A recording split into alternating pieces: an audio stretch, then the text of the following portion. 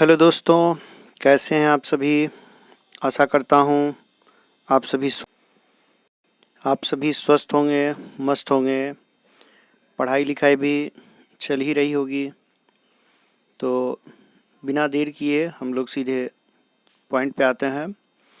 आज का टॉपिक मौर से संबंधित है। तो ये जो है रेलवे का प्रीवियस ईयर क्वेश्चन जो चल रहा है सीरीज़, ये समान अध्ययन का है। और मैं बहुत जल्द ही कोशिश करूँगा कि साइंस का भी अलग से वीडियो डालने का। चलिए हम लोग पॉइंट पे आते हैं। सम्राट अशोक किसके पुत्र थे? तो बिंदुसार के। सम्राट अशोक किसके पुत्र थे? तो बिंदुसार के, या बिंदुसार का पुत्र जो था।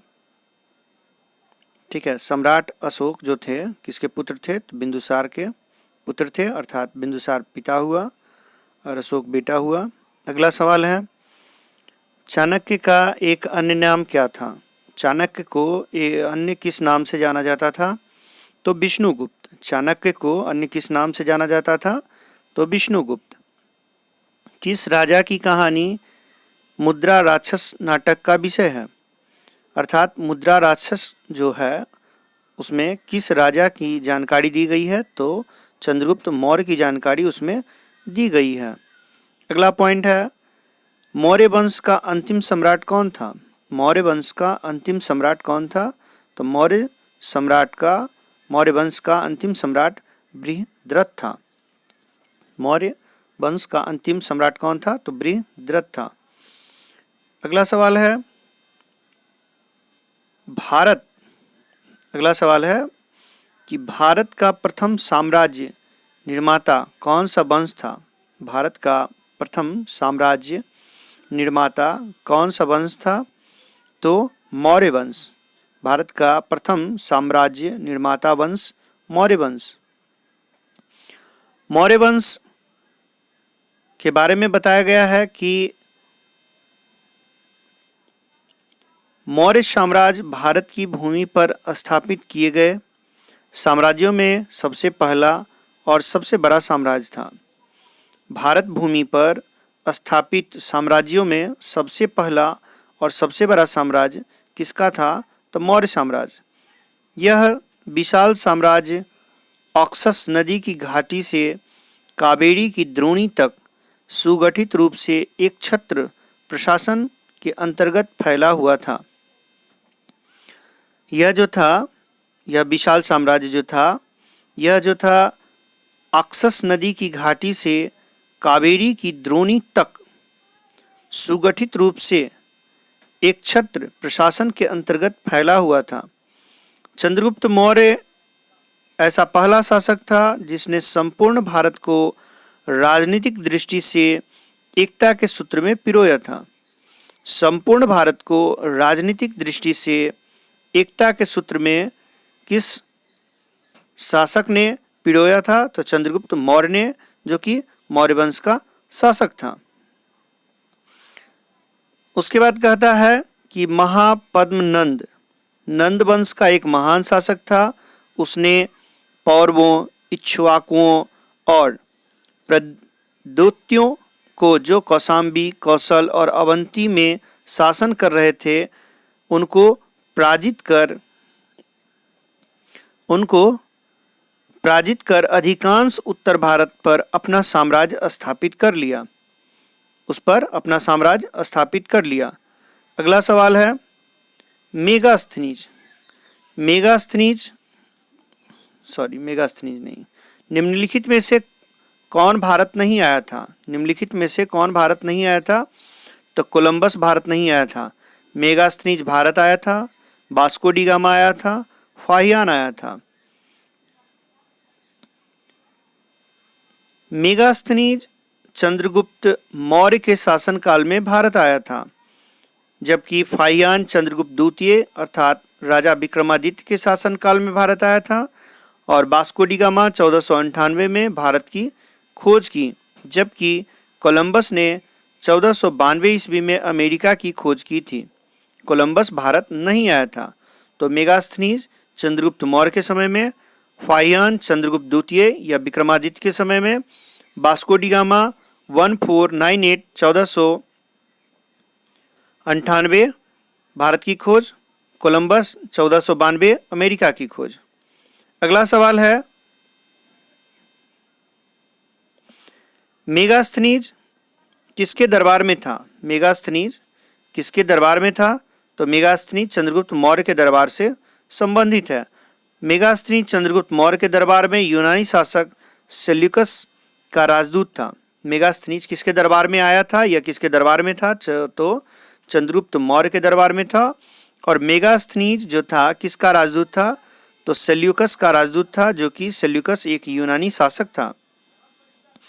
मेगास्थनीज द्वारा रचित किस ग्रंथ से भारत के मौर्यकालीन इतिहास का पता चलता है? मेगास्थनीज द्वारा रचित किस ग्रंथ से भारत के मौर्यकालीन इतिहास का पता चलता है? तो इंडिका अर्थात इंडिका नामक पुस्तक किसने लिखी? तो मेगास्थनीज ने लिखी। इंडिका नामक पुस्तक किसने लिखी? मेगास्थनीज ने लिखी। मेगास्थनीज द्वारा लिखे गए इंडिका नामक पुस्तक में किसकी चर्चा की गई है? तो भारत के मौर्यकालीन इतिहास की चर्चा की गई है।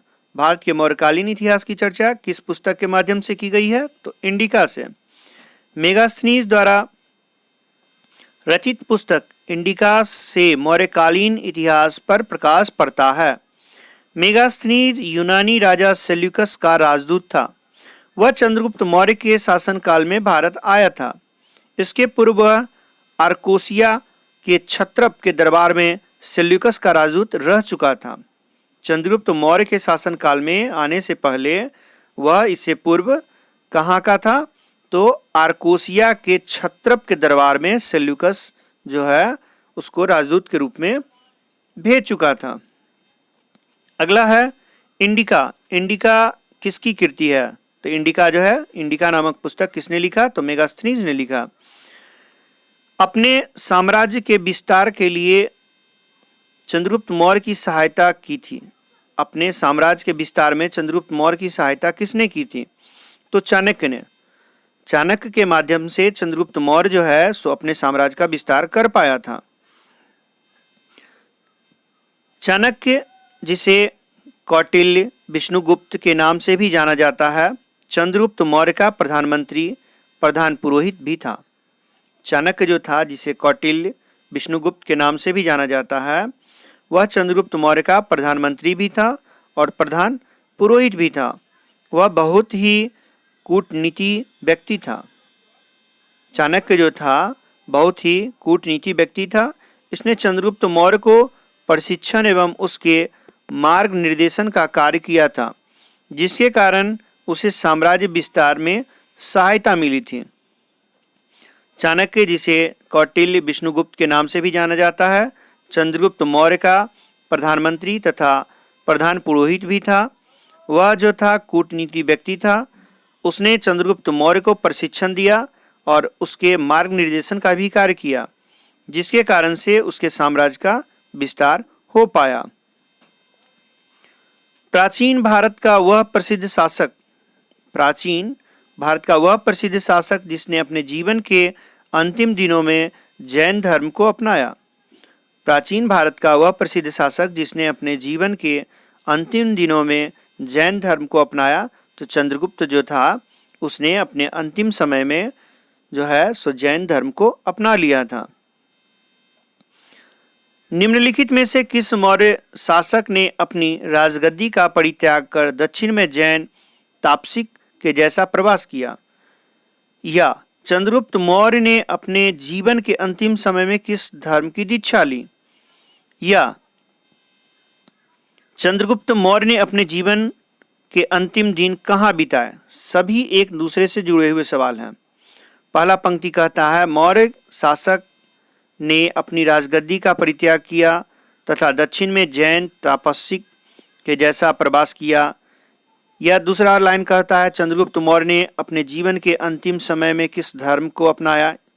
यह कहता है चंद्रगुप्त मौर्य ने अपने जीवन के अंतिम दिन कहाँ बिताए।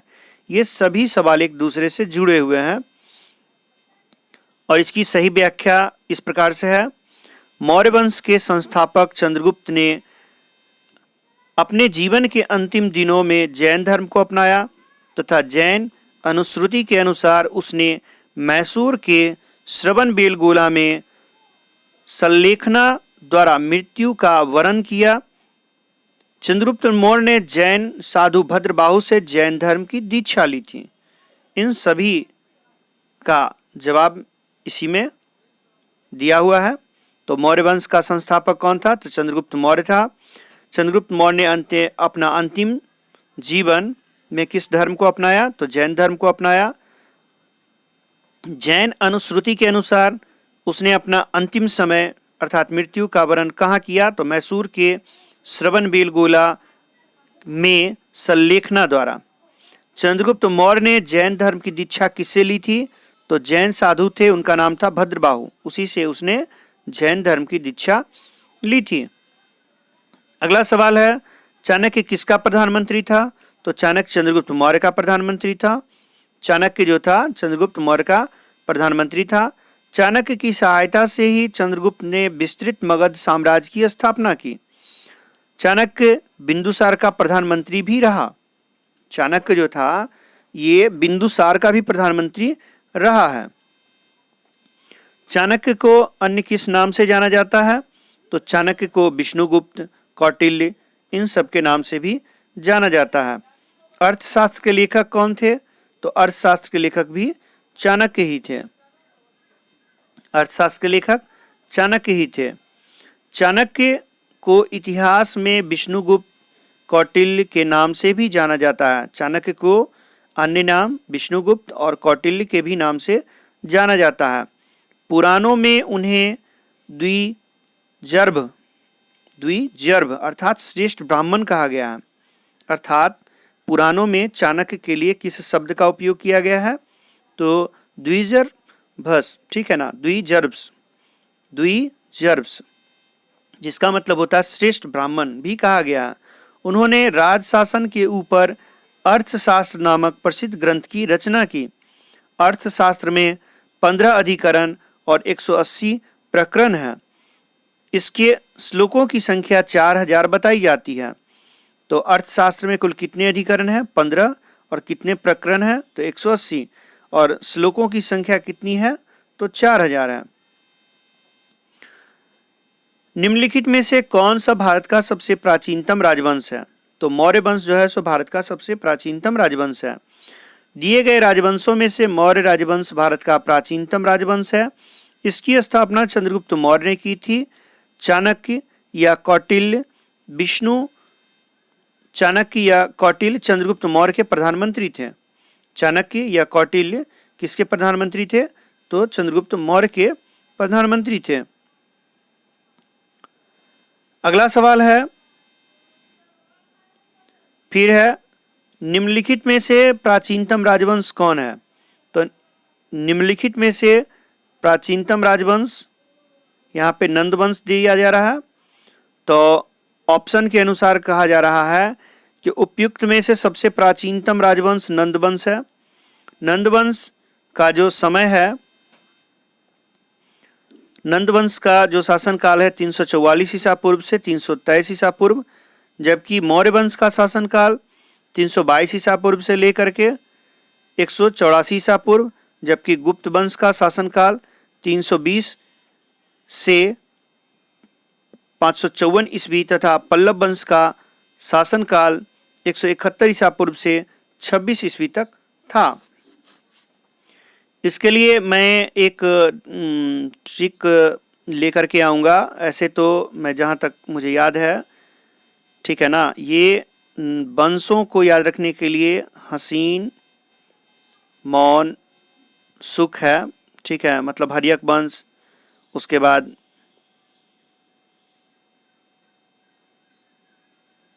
शुंग वंश, उसके बाद नंद वंश, उसके बाद मौर्य वंश। तो फिलहाल मैं इसके लिए एक छोटा सा वीडियो बना दूंगा। फिलहाल इसे याद रखने की जरूरत नहीं है, ठीक है ना, मैं ये सारा कॉन्सेप्ट क्लियर कर दूंगा। तो इस ऑप्शन के अनुसार सबसे प्राचीन कौन है? तो हसीन मौनसुख के अनुसार, ठीक है ना, यहाँ पे नंद वंश जो है सबसे प्राचीन है और इसका विवरण भी दिया गया है। अगला है, अशोक ने बौद्ध धर्म के प्रचार के लिए विदेशों में किसको भेजा था? अशोक ने बौद्ध धर्म के प्रचार के लिए विदेशों में किसको भेजा था? तो संघमित्रा को। अशोक जो है सो अपने बच्चों को भेज करके बौद्ध धर्म के बारे में बताया था। उसने और भी व्यक्तियों को भेजा था। तो अशोक बौद्ध धर्म का समर्थक था। उसने बौद्ध धर्म के प्रचार के लिए अनेक भिक्षुओं को नियुक्त किया था। इसी क्रम में उसने अपने पुत्र महेंद्र और पुत्री संघमित्रा को श्रीलंका में बौद्ध धर्म के प्रचार के लिए भेजा था। मैंने अभी बताया कि उसने कई व्यक्तियों को इसके लिए, इस काम के लिए प्रेरित किया था, जिसमें अनेक भिक्षु भी थे और उसके पुत्र महेंद्र और पुत्री संघमित्रा भी शामिल थी, जो कि उसने अपने पुत्र महेंद्र और पुत्री संघमित्रा को श्रीलंका में भेजा था बौद्ध धर्म के प्रचार के लिए। अगला सवाल है, अशोक किस वंश से संबंधित है? अशोक किस वंश से था? तो अशोक मौर्य वंश का एक शासक था। अशोक मौर्य वंश से संबंधित है। यह सम्राट चंद्रगुप्त मौर्य के पौत्र और बिंदुसार के पुत्र थे। ठीक है। ब्राह्मी लिपि को किसने स्पष्ट किया? ब्राह्मी लिपि को किसने स्पष्ट किया? तो जेम्स प्रिंसेप। ब्राह्मी लिपि को स्पष्ट किसने किया? तो जेम्स प्रिंसेप। ब्राह्मी लिपि को स्पष्ट पढ़ने का श्रेय जेम्स प्रिंसेप को जाता है। जेम्स प्रिंसेप कलकत्ता की टकसाल में अधिकारी थे। उन्हें प्राचीन भारतीय संस्कृति और कला में काफी रुचि थी। तो विशेष रूप से ब्राह्मी लिपि को किसने स्पष्ट किया? तो जेम्स प्रिंसेप ने किया। ब्राह्मी लिपि को स्पष्ट पढ़ने का श्रेय जेम्स प्रिंसेप को जाता है। जेम्स प्रिंसेप कलकत्ता की टकसाल में एक अधिकारी थे और उन्हें भारतीय संस्कृति और भारतीय कला में काफी रुचि था। अगला सवाल है कि अशोक के अभिलेख को सर्वप्रथम किसने पढ़ा? अशोक के अभिलेख को सर्वप्रथम जेम्स प्रिंसेप ने पढ़ा। इससे पहले का सवाल क्या था? तो इससे पहले का सवाल था ब्राह्मी लिपि को भी जेम्स प्रिंसेप ने ही पढ़ा था सर्वप्रथम, और अशोक के अभिलेख को भी सर्वप्रथम जेम्स प्रिंसेप ने ही पढ़ा था। सर्वप्रथम 1837 में जेम्स प्रिंसेप नामक विद्वान ने अशोक के लेखों का अध्ययन किया। भंडारकर महोदय ने तो मात्र अभिलेख के ही आधार पर अशोक का इतिहास लिखने का श्लाघ्याय प्रयास किया। तो सर्वप्रथम 1837 में जेम्स प्रिंसेप जो है सो अशोक के लेखों का अध्ययन भी किया, और भंडारकर महोदय जो है सो अभिलेख के आधार पर ही अशोक का इतिहास लिखने का श्लाघ्याय प्रयास किया। फिर है अगला सवाल, अशोक ने इन सभी में से किस धर्म को अपनाया था? तो अशोक ने किसको अपनाया था? किस धर्म को? तो बौद्ध धर्म को अपनाया था। अशोक ने किस धर्म को अपनाया था? तो अशोक ने बौद्ध धर्म को अपनाया था। ईसा पूर्व 261 में कलिंग विजय के उपरांत अशोक ने बौद्ध धर्म को अपनाया था। इनका प्रमाण भ्राबु लघु स्तंभ लेख से मिलता है। इसमें अशोक बुद्ध धम्म संघ का अभिवादन करता है। अशोक ने जो है सो कि कब बौद्ध धर्म को अपनाया था या किस धर्म को अपनाया था? अशोक ने बौद्ध धर्म को कब अपनाया था? तो कलिंग युद्ध के बाद, या वही कलिंग युद्ध के समय उसका मन बहुत ही ज़्यादा विचलित हो उठा था, जिसके पश्चाताप में उसने ऐसा संकल्प लिया था और बौद्ध धर्म को अपनाया था। अशोक जो है सो बुद्ध धम्म और संघ का अभिवादन भी किया है। ये कलिंग विजय जो किया था अशोक 261 ईसा पूर्व में, और उसी दौरान उसने बौद्ध धर्म को अपनाया, और इसका प्रमाण जो है सो भाब्रू लघु स्तंभ लेख में मिलता है। अगला सवाल है, अपने अभिलेखों में प्रायः जिस नाम से अशोक संदर्भित है वह है प्रियदर्शी। प्रियदर्शी अशोक के लिए ही शब्द का प्रयोग किया गया है। अशोक का एक अन्य नाम प्रियदर्शी बताया गया है। अशोक के प्रायः सभी अभिलेखों में उसे देवनाम प्रियदर्शी कहा गया, अर्थात देवताओं का प्रिय राजा।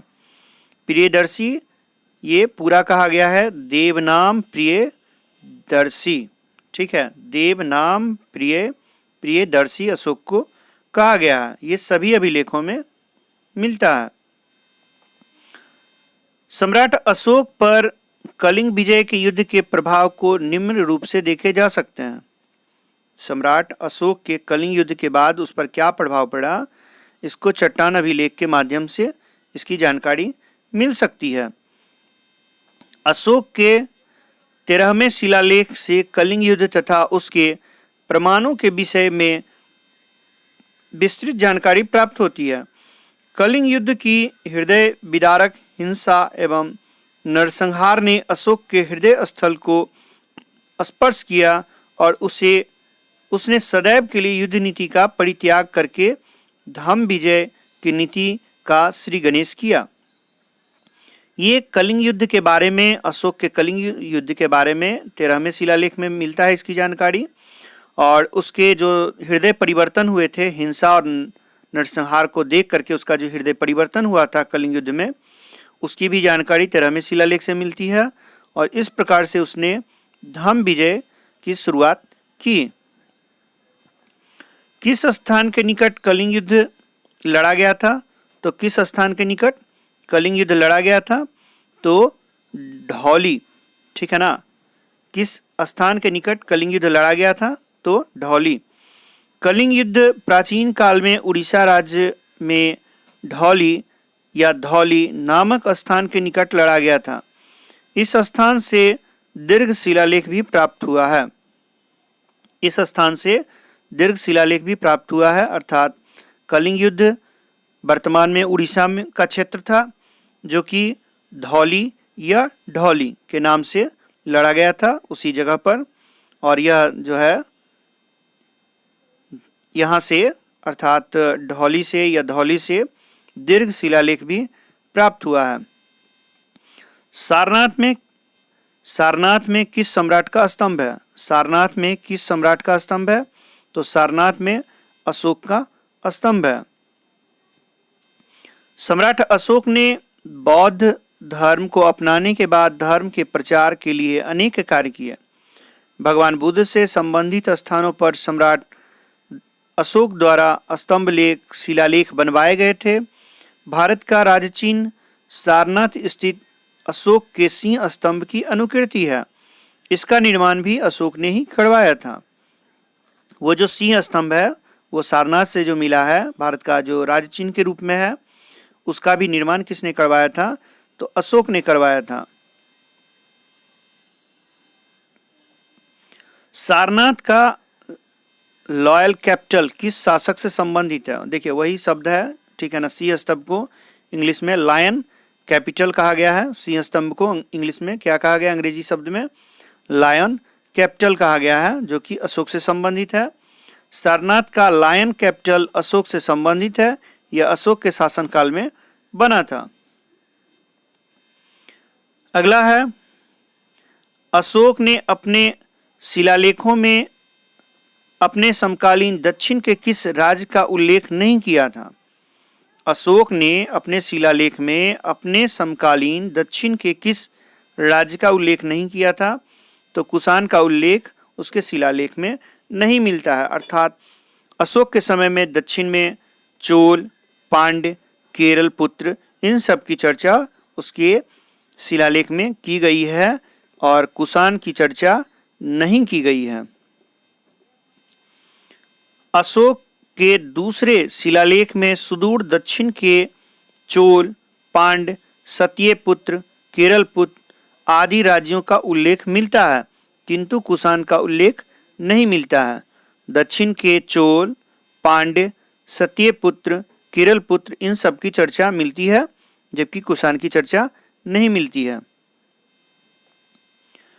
मौर्य साम्राज्य में प्रचलित मुद्रा का नाम क्या था? मौर्य साम्राज्य के समय जो मुद्रा प्रचलित थी उसका क्या नाम था?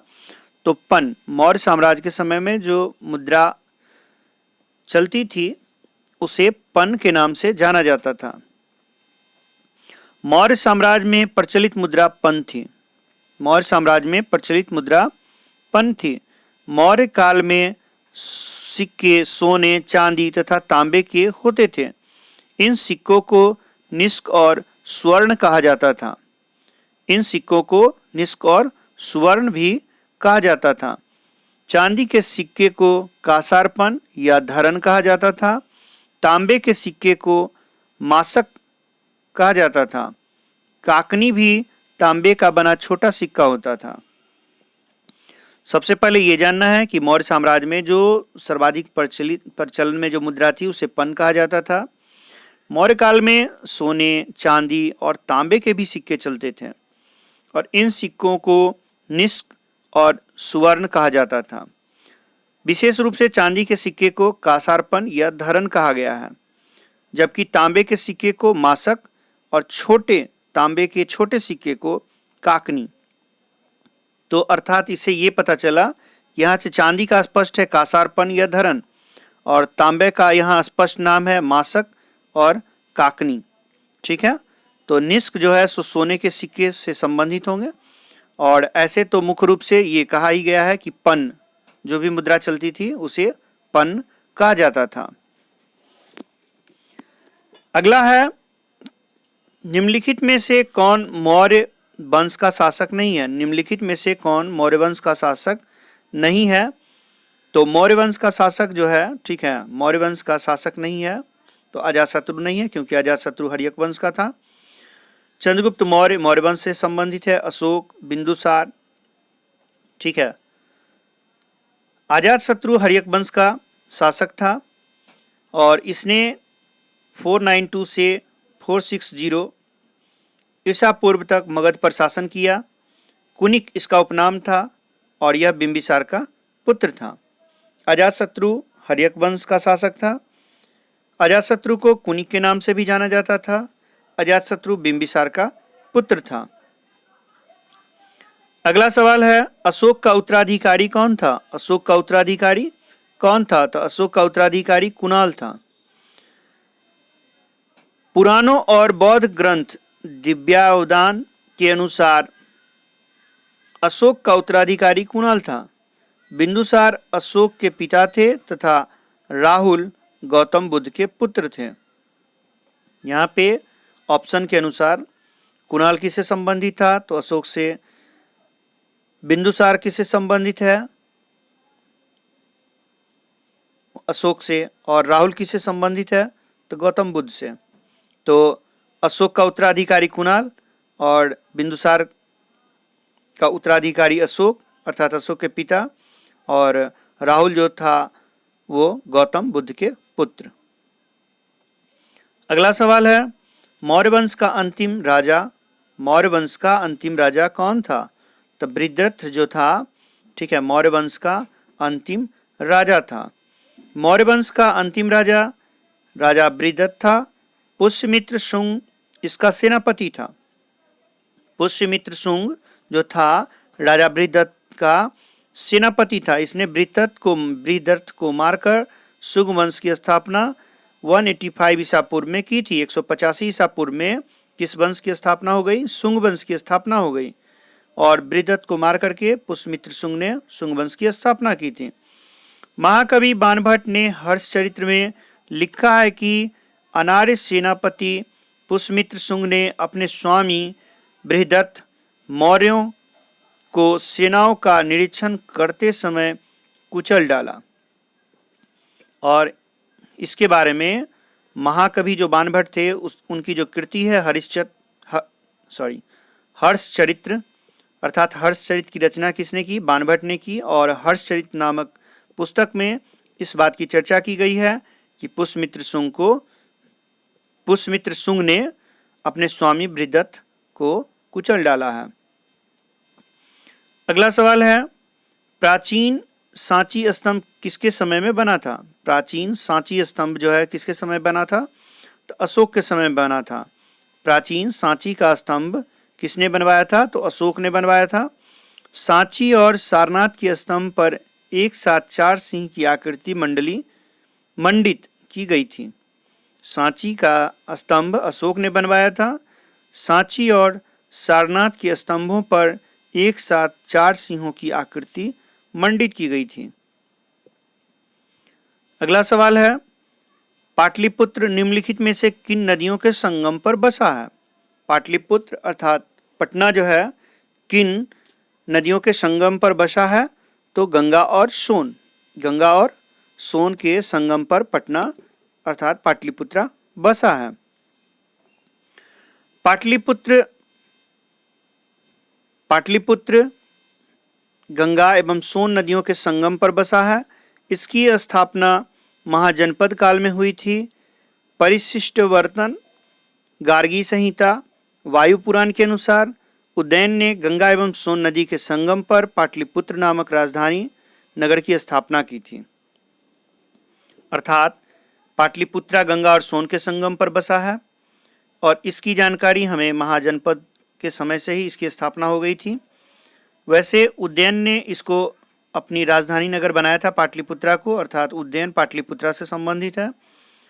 परिशिष्ट पर्वन गार्गी संहिता वायु पुराण के अनुसार इस बात की चर्चा की गई है कि उज्जैन ने गंगा एवं सोन के संगम पर पाटलिपुत्र नामक राजधानी नगर की स्थापना की थी। आज का वीडियो यहीं समाप्त होता है। अगर आपको मेरे द्वारा बनाए गए वीडियो अच्छे लगे, पसंद आए तो please like and subscribe Mokama classes, ठीक है, और अपने मित्रों से भी इसे शेयर करें।